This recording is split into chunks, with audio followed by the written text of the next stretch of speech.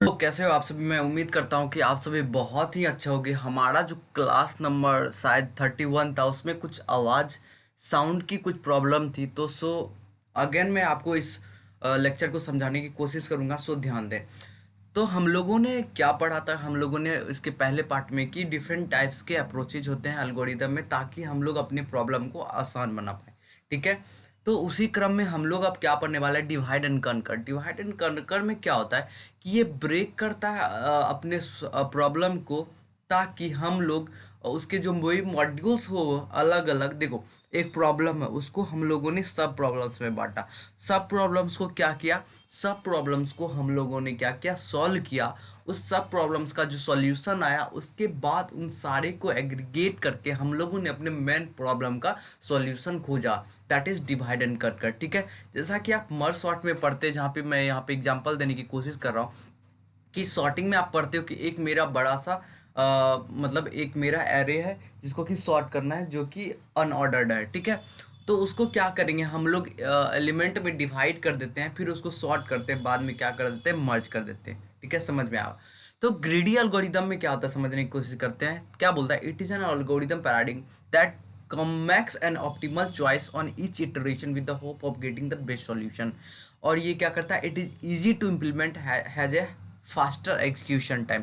क्या मतलब, समझो मैंने यहाँ पे समझाने की कोशिश की थी कि मैंने समझो एक फोर लूप लिया। ठीक है। उसके अंदर हमारा इटरेशन चल रहा है डिफरेंट टाइप्स के। तो हमारा क्या होता है ग्रीडी में कि लालच करने की कोशिश करता है, हर एक बार क्या करना चाहेगा, ऑप्टिमल सॉल्यूशन, अपना नफा करना चाहेगा, अपना बेनिफिट करना चाहेगा। ये क्या करता है, होप करता है कि हमारा हर एक इटरेशन के बाद मेरा ऑप्टिमल सॉल्यूशन आ जाए। That is greedy algorithm. ठीक है, आगे चलते हैं।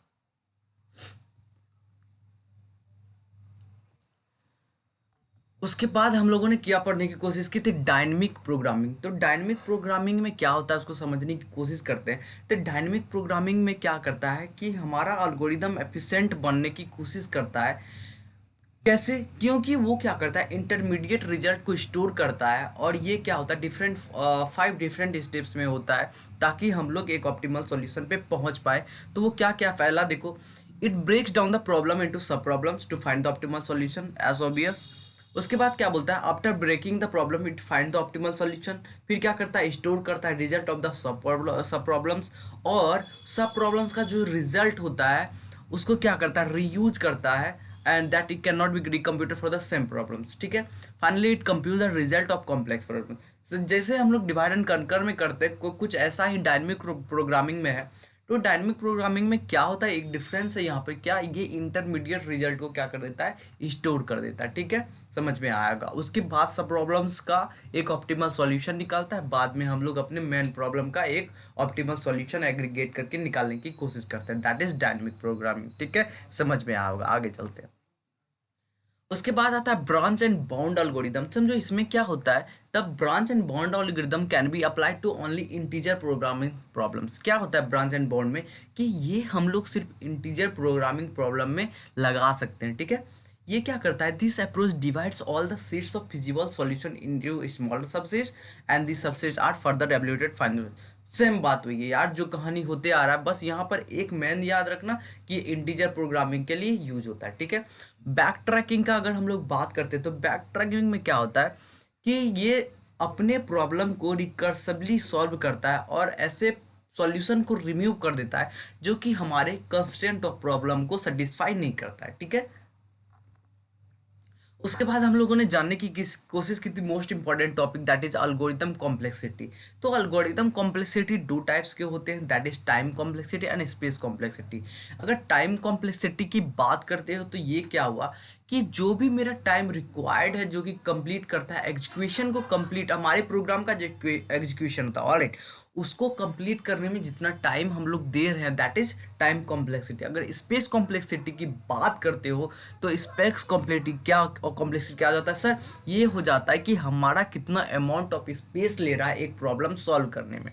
ठीक है। तो स्पेस कॉम्प्लेक्सिटी क्या होता है, auxiliary space plus input space, input size. समझो मेरा n आइटम्स है, मेरा इनपुट साइज क्या है n, और ऑक्सिलरी स्पेस का क्या मतलब कि हमारा हो सकता है इंटरमीडिएट में कुछ ऐसा रिजल्ट स्टोर करना पड़ जाए जिसके कारण कुछ स्पेस ले ले, तो उसको क्या बोलेंगे भैया, ऑक्सिलरी स्पेस। तो इन सारे स्पेस को मिलाकर, इन सारे मेमोरी स्पेस को मिलाकर जो मेरा कॉम्प्लेक्सिटी आएगा that is space complexity. Alright, ठीक है, समझ में आया।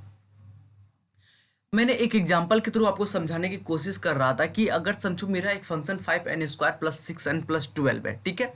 तो इसका अगर हमको कॉम्प्लेक्सिटी निकालना होगा तो हम लोग क्या करेंगे, देखो हम लोग क्या करते हैं, percentage running time due to, अगर 5n² निकालते हैं तो ये लगभग 21.74% आता है।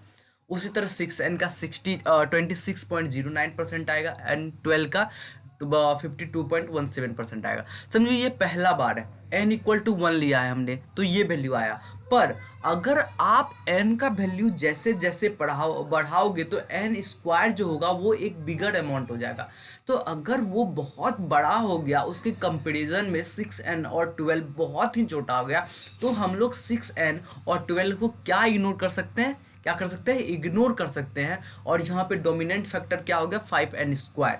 तो हम लोग का टाइम कॉम्प्लेक्सिटी क्या हो जाता है, अगर समझो आप एक ऐसे पॉइंट पे पहुंच जाओगे n का वैल्यू लेकर कि वो मेरा 99% रनिंग टाइम हो जाएगा। अगर 99% हो जाए, बाकी 6n और 12 उसके कंपैरिजन में कहीं नहीं ठहरता है, तो हम लोग क्या कंसिडर करेंगे, 5n²। तो इसका क्या मतलब हो गया, यहाँ पे 5n² क्या कर रहा है, डोमिनेट कर रहा है, तो इसीलिए मेरा कॉम्प्लेक्सिटी यहाँ पे क्या हो जाता है, n² का, ठीक है।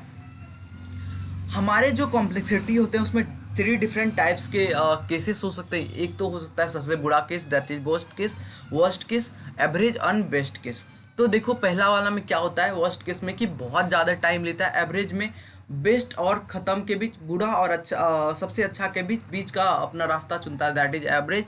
और बेस्ट केस का बात करें तो ये लोएस्ट टाइम लेता है for executing any problem, right. Now we will discuss about the asymptotic notations. हमारा क्या होता है, 3 तरह के होते हैं, that is big O notation, उसके बाद हमारा हो जाता है क्या, उसके बाद होता है ओमेगा, उसके बाद होता है थीटा। तो बिग ओ को समझने की कोशिश करते हैं। तो बिग ओ क्या करता है कि सिंपली क्या करता है, प्रोवाइड करता है order of growth of function. तो मेनली यहाँ पर देखो, this notation provides an upper bound on function which ensure that function never grows faster than upper bound. तो बिग ओ क्या प्रोवाइड करता है, अपर बाउंड प्रोवाइड करता है, ताकि हमारा जो फंक्शन है वो एक अपर बाउंड से थ्रेशोल्ड वैल्यू से ऊपर नहीं जा पाए, ठीक है। आगे चलने की कोशिश करते हैं। इसको अगर आप फंक्शनली लिखना चाहते हो तो आप क्या लिखते हो, F N equal to big O of G N. तो इसको क्या पढ़ते हैं हम लोग, F N is big O of G N, ठीक है। अब देखो इसको हम लोग फंक्शनली कैसे लिख सकते हैं, एफ एन जो है क्या बोलता है, देखो बिग ओ कि हमारा एक क्या करता है, अपर बाउंड डिफाइन करता है। Upper bound C dot G N, C कोई कांस्टेंट ले लो और जी एन, तो मेरा एफ एन जब भी फंक्शन होगा मेरे जी एन से कभी बड़ा नहीं होगा, उसके इक्वल हो सकता है या उससे छोटा होगा, ठीक है। ग्राफ के थ्रू समझने की कोशिश करते हैं। समझो अगर मेरा, समझो ये है मेरा, समझो ये है मेरा फंक्शन एफ एन 2n+3 और यहाँ पे सी जी एन। तो मेरा अगर फंक्शन कहीं ऊपर बढ़ा तो ये कभी भी यहाँ इसके आगे नहीं जाएगा, इसके आगे नहीं जाएगा, उसके नीचे ही रहेगा या उसके इक्वल हो सकता है। शुरुआती में कुछ था, पर जैसे जैसे हम लोग n का वैल्यू बढ़ाते जाएंगे अपने नॉर्मल फंक्शन की ओर पहुँच जाएंगे, ठीक है, समझ में आया होगा। अगर वहीं पे ओमेगा नोटेशन की बात करते हैं तो ये हमारा बेस्ट कॉम्प्लेक्सिटी के लिए होता है। ये हमको क्या देता है, फास्टेस्ट टाइम देता है इस एल्गोरिदम में। और इसमें क्या करते हैं हम लोग, लोअर बाउंड को डिफाइन करने की कोशिश करते हैं। वहीं पे अगर लोअर बाउंड की बात करूँ तो आप समझ सकते हो एफ एन जो होगा वो, लोअर बाउंड का क्या मतलब, सी डॉट जी एन है, वो क्या हो सकता है, वो या तो छोटा होगा या इक्वल होगा एफ एन से। देखो अगर फंक्शन की तरह समझने की कोशिश करो तो इसमें क्या होता है, एफ एन या तो इससे बड़ा होगा या इक्वल टू हो जाएगा सी जी एन के, ठीक है, समझ में आएगा। इसको ध्यान से देखेंगे आपको बिल्कुल ही समझ में आएगा, ठीक है। ठीक है, आगे चलते हैं। थीटा नोटेशन की अगर बात करते हो तो ये एवरेज केस को रिप्रेजेंट करने की कोशिश करता है। ये थीटा नोटेशन जो होता है बिग ओ और ओमेगा के बीच होता है theta, that is average case, आप जानते हो, ठीक है। इसको आप ग्राफ के थ्रू समझ सकते हो। मेरा एफ एन फंक्शन जो है बीच में है, अगर मेरा G N C two G N है तो मेरा एफ एन क्या होगा, एवरेज केस में 20 में होगा, ठीक है। ठीक है। इसके कंक्लूजन को अगर आप समझने की कोशिश करते हो तो बिग ओमेगा मेरा बेस्ट केस के लिए होता है, बिग ओ वर्स्ट केस के लिए होता है, और बिग थीटा हम लोग यूज करते हैं एवरेज केस के लिए। ठीक है, समझ में आया होगा, ये इंपॉर्टेंट है, आप इसको नोट कर लेंगे। ठीक है, अगर कुछ भी दिक्कत होता है तो प्लीज़ कमेंट कर दीजिए। ठीक है, ये आपके एग्जामिनेशंस के लिए बहुत ही इंपॉर्टेंट है डेटा स्ट्रक्चर, और बहुत ही हम लोग आपके लिए कोशिश कर रहे हैं कि आपके लिए अच्छे से अच्छे कंटेंट लाया जा सके, ताकि आपके एग्जामिनेशन बहुत ही अच्छे से जाए। ऑलराइट, अगर आप नए हैं तो प्लीज़ सब्सक्राइब कर लो यार कंप्यूटर एजुकेशन वर्ल्ड को। अगर आप पीडीएफ चाहते हो तो please join the Telegram group, और डिस्क्रिप्शन में आपको मिल जाएगा क्या लिंक मिल जाएगा, अपने दोस्त के साथ शेयर कीजिए यार, पढ़िए मन लगाकर। और थोड़ा फेस्टिवल चल रहा है तो इसीलिए थोड़ा वीडियो आगे पीछे हो जा रहा है, बट आप प्लीज़ कोऑपरेट करेंगे, क्योंकि आपके लिए हम लोग बहुत ही मेहनत कर रहे हैं अपने टाइम निकाल कर, तो ताकि आपका एग्जामिनेशन अच्छे से जाए। So thank you so much for watching this video, bye bye, और अपना ख्याल रखिए। ठीक है।